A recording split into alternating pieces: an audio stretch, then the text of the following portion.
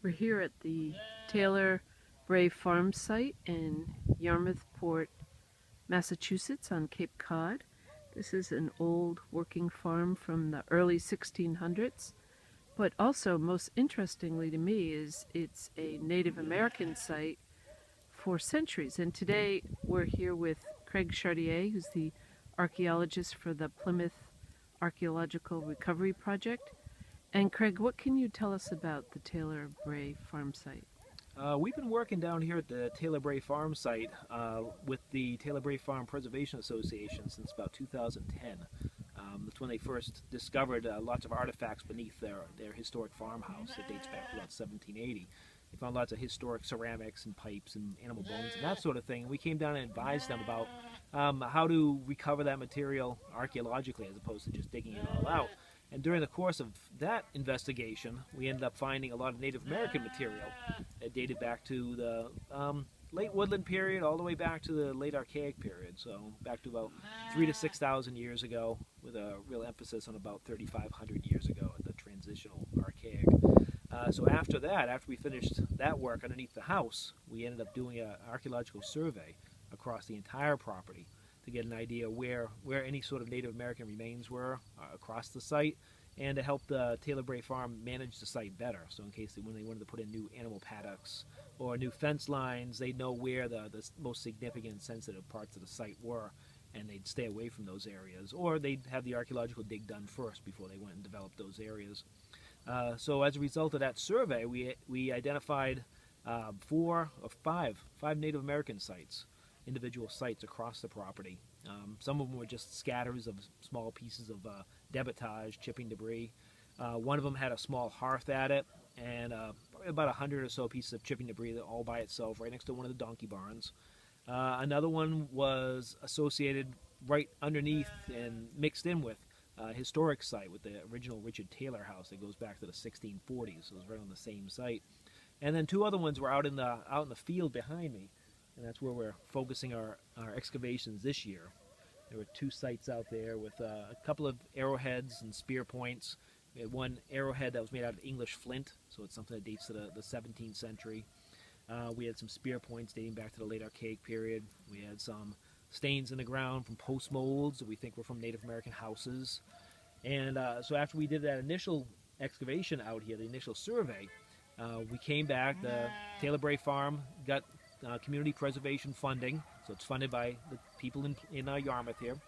And we came back and we're doing more of an archaeological survey out in that area of the site, to try to figure out how big those sites are that are out there, how intact they are, if they've been disturbed by plowing over the centuries, about when they actually date to, about their internal structure, if we can find out if there's specific areas they were using more heavily than other areas, or if it's just sort of a general scatter that's out there.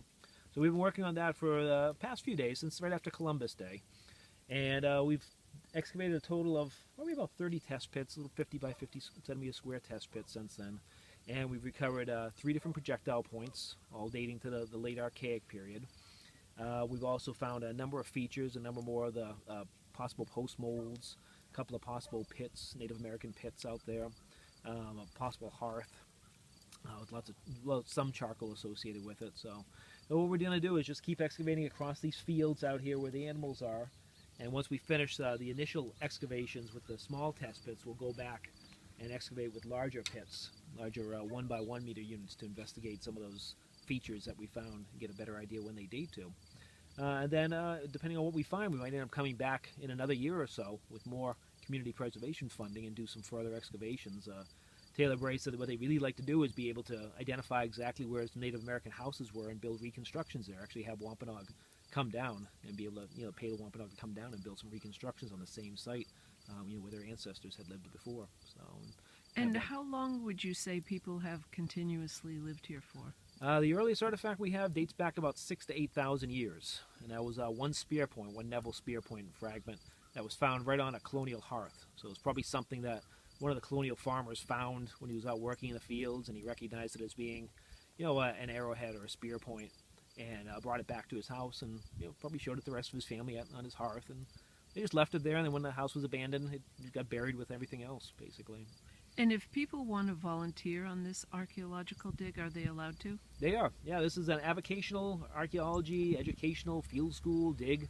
Basically, the majority of the work that's done out here is being done by people with little or no formal training in archaeology, but those who are being closely supervised by a number of us who do have, professional training. We're trying to educate people and give them a little more more tools that they can have. So if they're out walking somewhere and they find an arrowhead, or they find a site that's being eroded out by something, or a site that's being destroyed by construction or something, they'll have a greater appreciation of what's there. Maybe help preserve it or help to record it at least. And how would they contact the Taylor Bray Farm archaeological dig?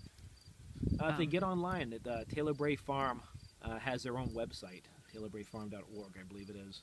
And they would contact the farm to sign up for the dig? That's right. The dig goes on through October of 2013, and next year possibly also in some following years. That's right. Yeah, Thank we you. try to do it in June, but it seems like we have to wait till October some years. So. Okay. Thank you very much, Greg. You're welcome.